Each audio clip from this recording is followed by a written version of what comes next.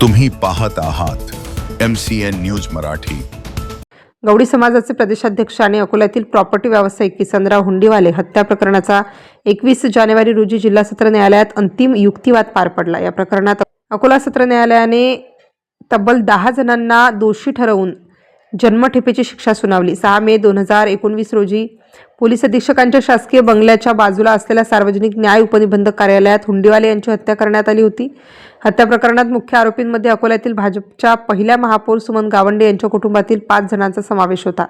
यामध्ये पती आणि निवृत्त पोलीस निरीक्षक श्रीराम गावंडे, मुलगा आणि भारतीय जनता युवा मोर्चाचे प्रदेश उपाध्यक्ष विक्रम उर्फ छोटू गावंडे, रणजित गावंडे, धीरज गावंडे, प्रल्हाद गावंडे, दिनेश राजपूत, प्रतीक तोंडे, विशाल तायडे, सतीश तायडे, मयूर अहिर, सूरज गावंडे यांचा समावेश आहे। या प्रकरणात विशेष सरकारी वकील म्हणून उज्ज्वल निकम सरकारी पक्षाचे वकील होते। यात 10 आरोपींना जन्मठेप शिक्षा झाली तर सबळ पुराव्याअभावी 5 जणांची निर्दोष मुक्तता करण्यात आली आहे।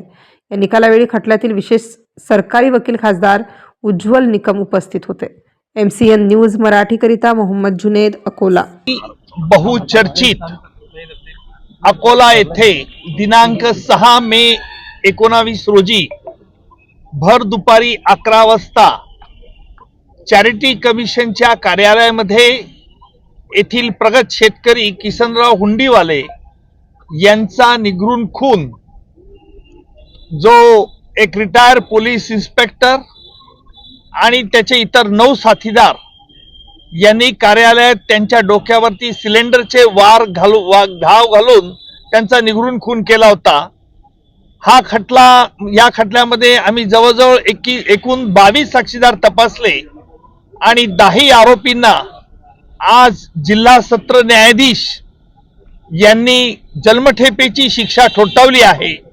माझ्या समवेत येथील जिल्हा सरकारी वकील देशपांडे, त्याचप्रमाणे फिर्यादीचे वकील देखील नरेंद्र धूत यांनी देखील काम पाहिले।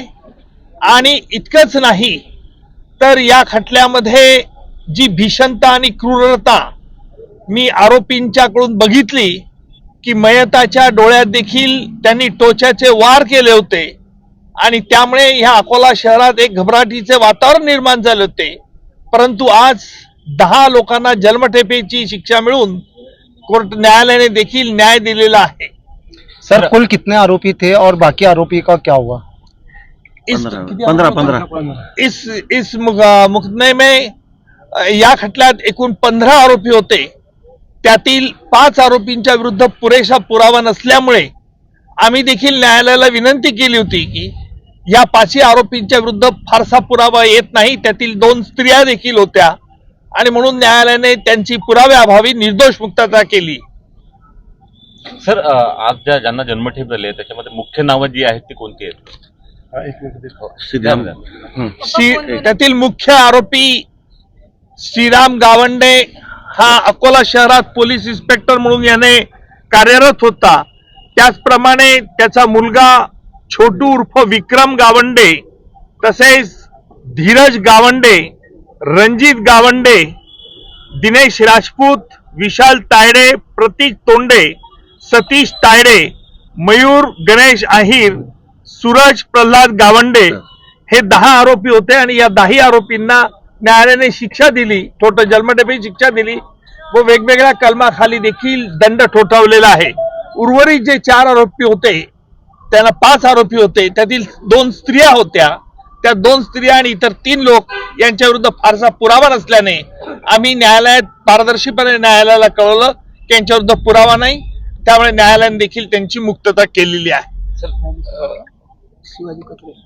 हा निकाल येथील जिल्हा सत्र न्यायाधीश श्री शिवाजीरावजी कचरे साहेबांनी दिला आणि याच्यामध्ये आरोपीतर्फे बचाव साक्षीदार देखील तपासण्यात आला होता।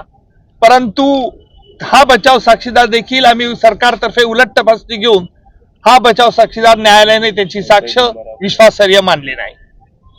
सर, एकंदरीत पुढची प्रोसिजर जी असेल ती काय असेल सर? यानंतर आरोपींना या निकालाविरुद्ध अपील करण्याचा अधिकार दिलेला आहे। परंतु आमच्या मते या खटल्यात प्रत्यक्षदर्शी साक्षीदार व परिस्थितीजन्य पुरावा असल्याने आमच्या मते हा निकाल बरकरार राहील। सर अत्यंत एक म्हणजे चॅलेंजिंग खटला होता, एक भावनिक पण तुमच्यासाठी हा खटला नंतर झाला, कारण हे सर्व लोक तुमच्याशी एक भावनिक दृष्ट्या जुळलेले होते.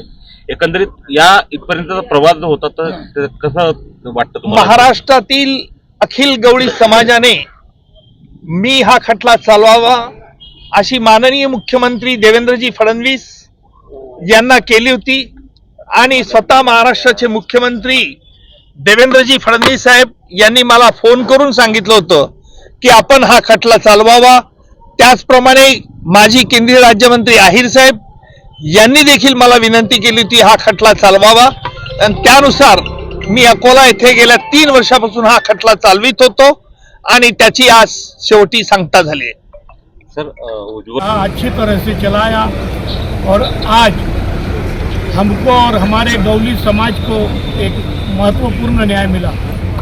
हमारे गौली समाज ने इस घटना का पूरे महाराष्ट्र में, मध्य प्रदेश में हमने आंदोलन चलाए थे और वो आंदोलन की वजह से ही निकम साहब की यहाँ नियुक्ति हुई. मैं इस निकाल का स्वागत करता हूँ, लेकिन एक आंख में हमारे आंसू है.